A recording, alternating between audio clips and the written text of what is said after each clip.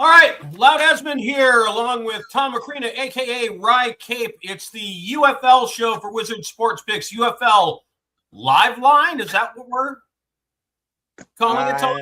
Prime Line. UFL Prime Line. I'm sorry. Prime Line. Prime Line. UFL Prime Line. So here we are. By the way, if you went with us last week, good week. I mean, especially on the games that you and I were simpatico on. Mm-hmm. Defenders Stallions, we both were Defenders minus 6.5, and they absolutely crushed them. And then Kings at Renegades, the Kings were catching 7. They ended up blowing the Renegades out like 45-27 or something. They were never in the game. By the way, that was about the worst game I've seen a quarterback play. What was there? 3 pick sixes, 4 or 5 total interceptions. He was awful. It was bad. And then you nailed a couple of other point totals as well. I think you went 3-1. I ended up 2-2. We were 5-3 for the week. But the games where we agreed, we won both. So, watch out for that, folks. If Tom and I are agreeing on something, you're probably in pretty good shape. Let's get this game out of the way real fast because it's going to kick off shortly. Thursday night football, Battlehawks at Kings. Look, short rest week for both teams, especially for the Kings. They played on Sunday. They got to play on Thursday night. It's Monday, Tuesday. They had 3 days. Mm-hmm. And both teams are coming off wins. The Battlehawks beat the previously undefeated Orlando Storm, who looked terrible. I mean, they looked awful in that game. The Storm did. And they were at home. They were never in the game. It was bad. And then the Kings, like I said, destroyed the Renegades 47-25. I am not ready to get all excited about the Battlehawks because, the Storm just looked out of it. And then I can't buy Louisville completely because when are they going to get 2 or 3 pick sixes per game? You know what I mean? and so, a lot of those points were garbage points because 2 pick sixes, a lot of short fields. I would probably take whichever team is getting the points in this game. In this case, it was the Kings at open, Kings plus 3.5. It's now down to plus 2 in most places, at least Bet Online, where I most recently looked. You're only catching 2 points. And what's the rule if you get under 2.5 points? You might as well just take them on the money line, right? Correct. And I'll probably be doing the same thing as well. No matter how the Kings scored, they've been a high-scoring team the last couple of weeks. If we look at them at home, the home games have been tight, low-scoring. I don't know how much I trust the Battlehawks on the road, although they did win a big road game last week. But that means 2 weeks on the road for them. Right. Right. And here's the other weird thing. The Battlehawks just traded for quarterback Luis Perez. So whoever's – and it's been a revolving door at quarterback for the Battlehawks. Harrison Frost, I think, is expected to get the start. But how good are you feeling as the quarterback for the Battlehawks if they just traded for last year's All-Star to come in? And it's his job. That's why they traded for him. So – There's some dysfunction there in my mind. Yeah, I agree with that.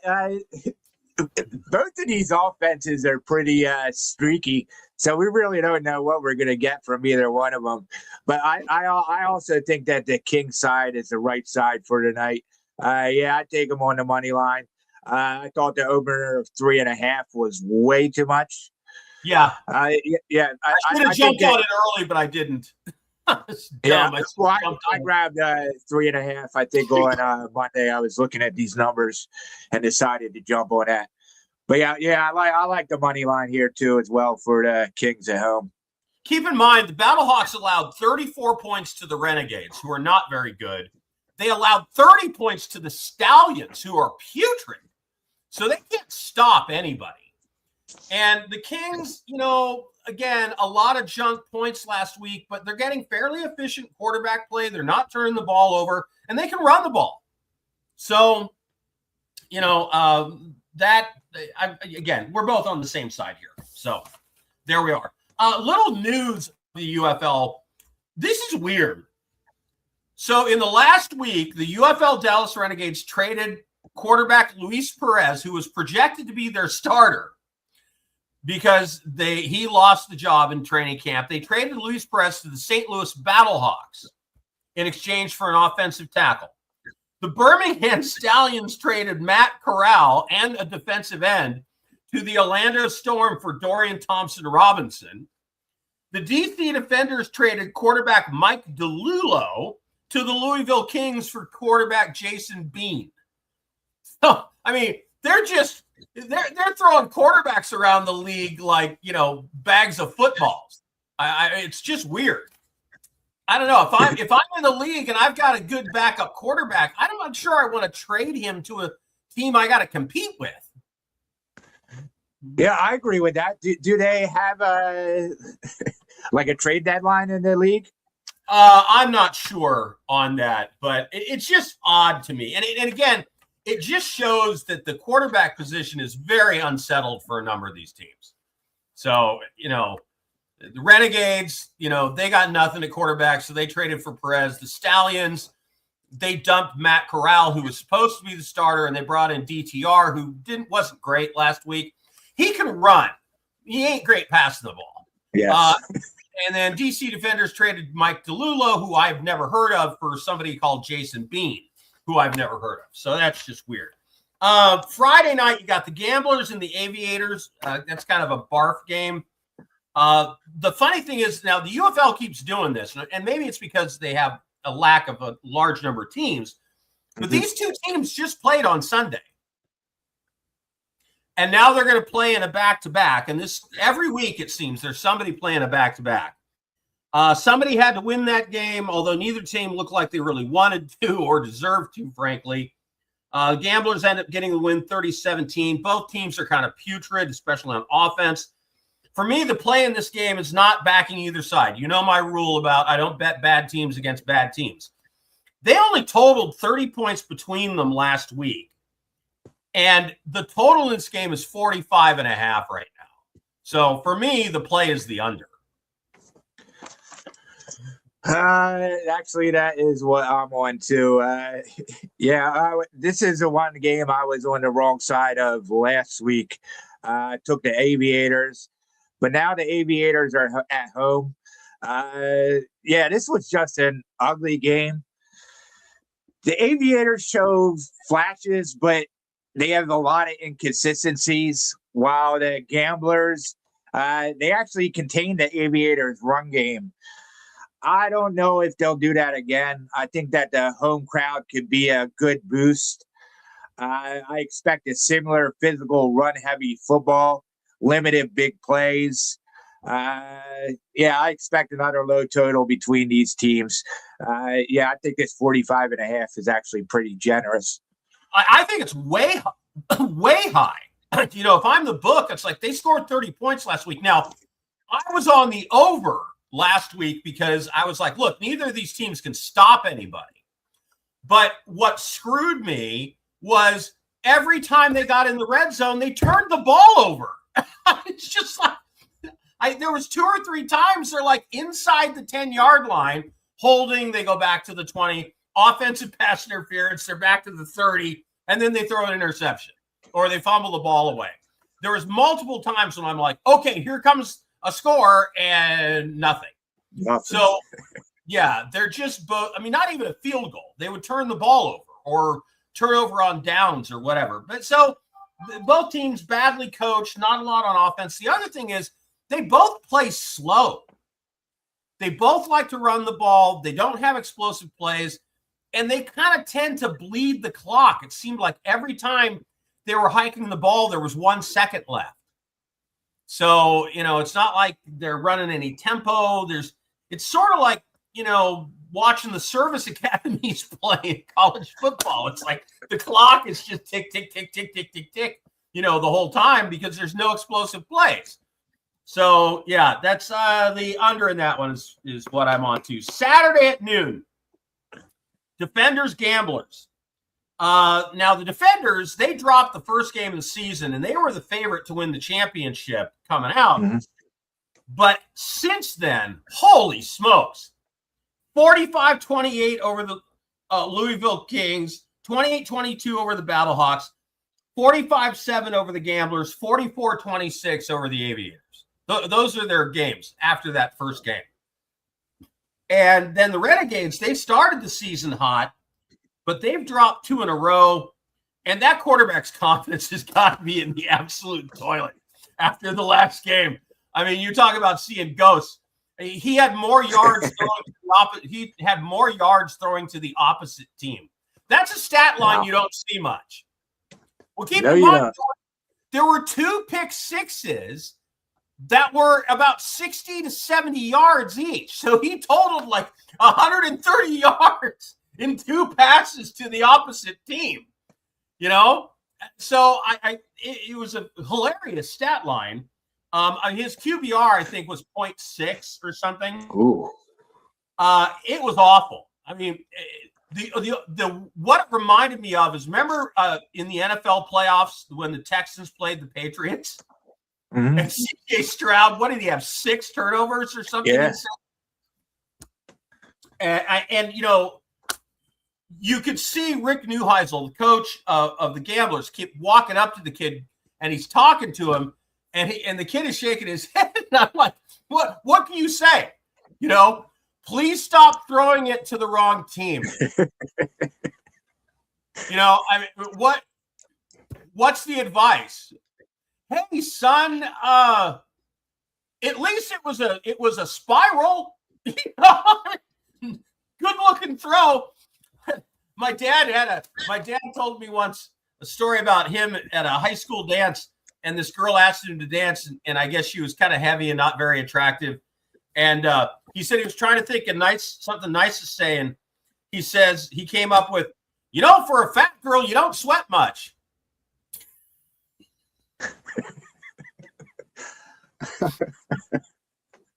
So, you know, I mean, what do you say to the quarterback who throws a couple pick sixes, you know, and then turns the ball over a couple more times, especially in the red zone?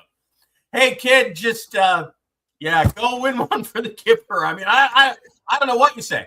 And if he starts, his confidence is in the toilet. And if they start somebody else, it's because they have no confidence in who is supposed to be their starting quarterback. So either way, they're screwed. Defenders, I don't think the Defenders have any trouble dropping the Renegades here. And the line is weird. It's only -3.5. I bet this up to 7. I mean, the Defenders are beating, like, again, 45-28, 28-22, 45-7, 44-26. Why does the book have any confidence that the Gamblers are going to hang with the Defenders? I have no idea. Yeah, I have no clue either. This line actually opened at -2.5. So at least they're pushing it up a little bit.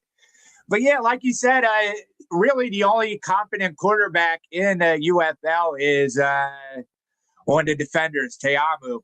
Right. So that's a plus there. But yeah, other than that, their defense is elite. They generate sacks, turnovers, negative plays. Renegades, they have an explosive offense, but they're going to want to push the tempo through the air. And I don't know if they're going to be able to do that against this DC pass rush. No. The DC pass, they disrupt the timing. I mean, I think Dallas at their top offensively may be able to keep up, but DC is the more balanced and disciplined team. Defenders, defense, QB, I think they should control the game here. Yeah, I love the Defenders too. I'm surprised, but even last week we got like that 7 and 6.5 was a low number too. Right. I mean, we were both like, I might take that up to 9 if it went that way. Look, the other thing is the Defenders are playing angry. I mean, they are stepping on the gas. They're not. Their coach is not screwing around. You know what I mean? after they lost that first game, they've just been crushing people. Mm-hmm. So, yeah, I love them. And then the Stallions. Oh, my Lord.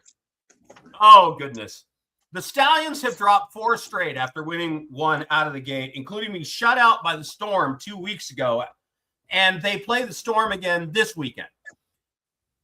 Both teams get extra rest because they played on Friday and Saturday and they play on Sunday. The Storm coach, Anthony Becht, I think one of the best in the league. He's experienced. He gave his team 2 days off before coming back to practice because he thought that they needed rest. And he said one of the reasons he think they were so listless in that game last week is they were just kind of physically beat down. So he gave the team a couple days off so they could just rest. Smart move, I think. You got the extra time.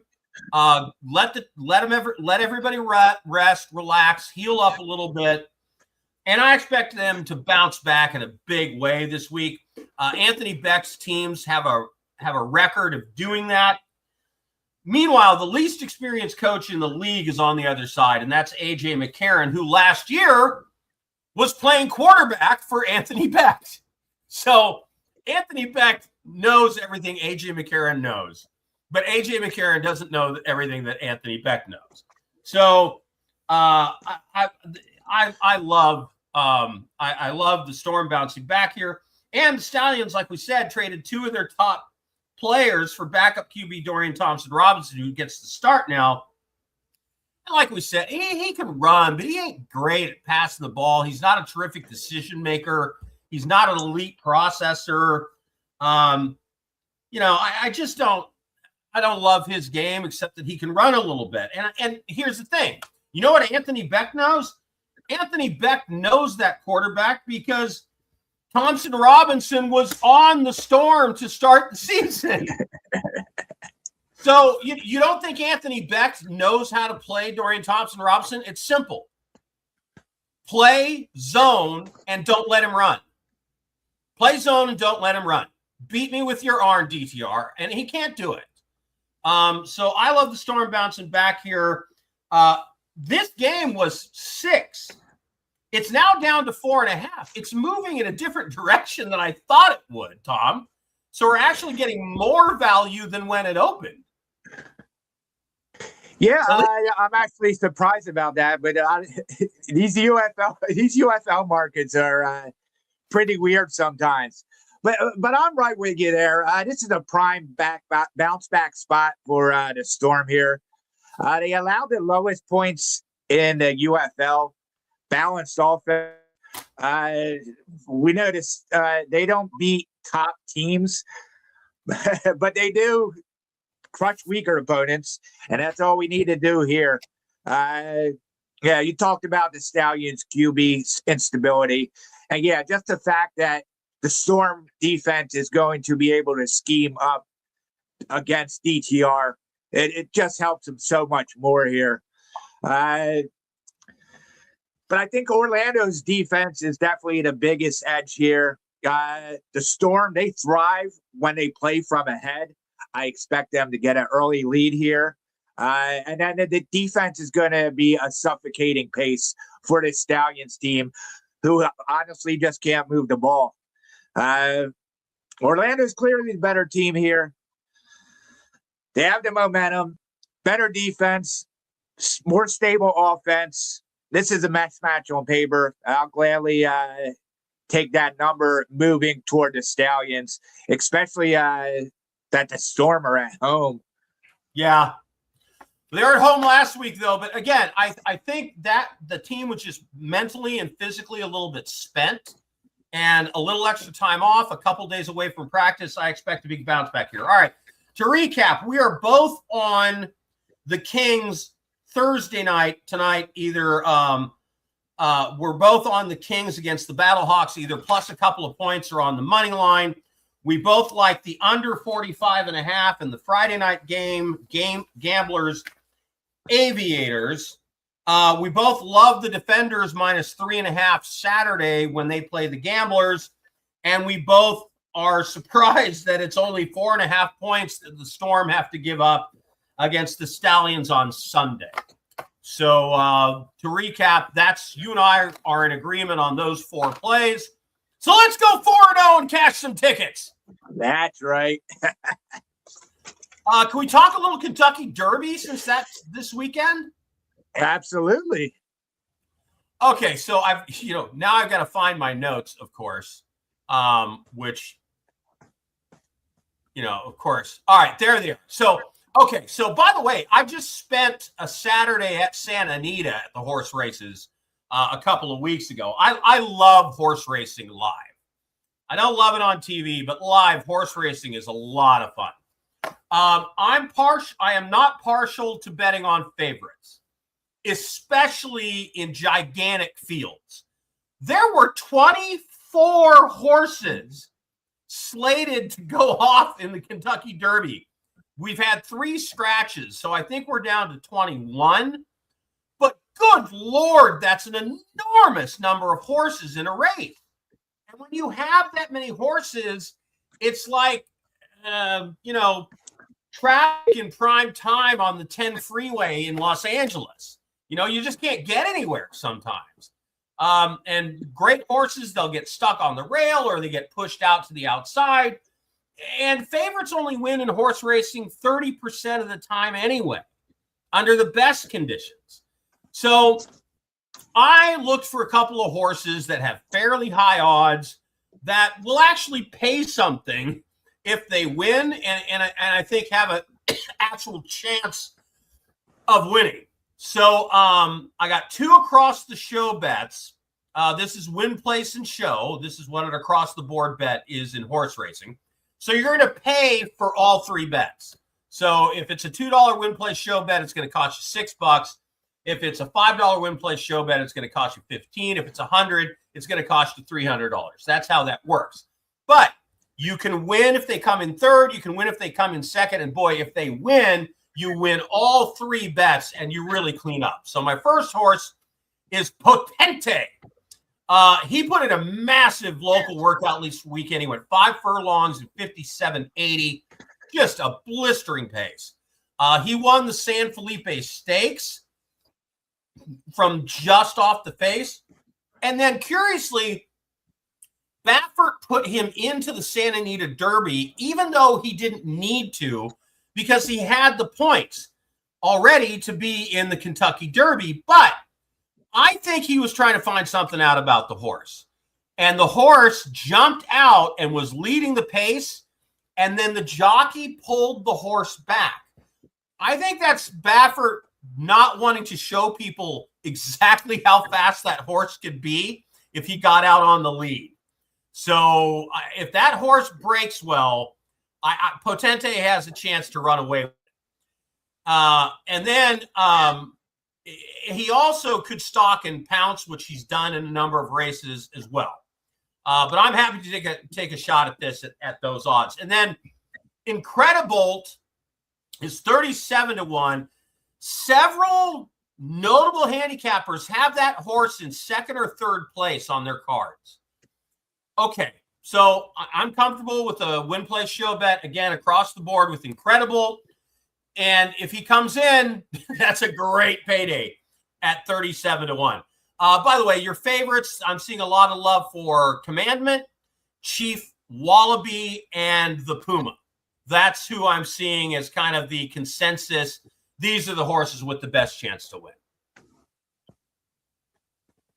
All right. I don't know. Don't take any of my horse betting advice. I'm casual as can be. All right. In that case, follow my lead. I just look. I don't believe in betting. I like one guy, Full Effort, and he got scratched. He got scratched today. So I'm back to the drawing board. I just might tell your place. Yeah. Well, again, I mean, look, there was a horse that was 81 that won a couple of years ago, because in a big field like that, if a horse gets out and goes fast, sometimes the jockeys panic. They don't want the horse to run away, and they wear the horses out. And they get around that third turn, and they just start to fade. And somebody comes from the back, like that horse that was 80-1. I forget the horse's name. but it was incredible. 80-1 horse comes in and catches. So I wish I'd been on it. But yeah, when it comes to horse racing, I don't do a lot of exotics, exactas, trifectas. I keep it simple. I look for a horse with odds at least 12 to 15 to 20 to 1 that I think has a chance of winning. And I place an across the board bet, fairly low money, and just hope that hope that they come in. By the way, I bet 10 races at Santa Anita when I was there that weekend a couple weeks ago. Mm-hmm. I came out $3 ahead. So big day. Profit. Profit is profit. Yeah, not a ton of money, but what are you going to do? All right, we just got about 15, 20 seconds left. What's the name of this show again? UFL Prime Line. Yes, UFL Prime Line here on Wizard Sports Picks. All right, we'll see you next week. Thank you. Let's catch some tickets. Let's go.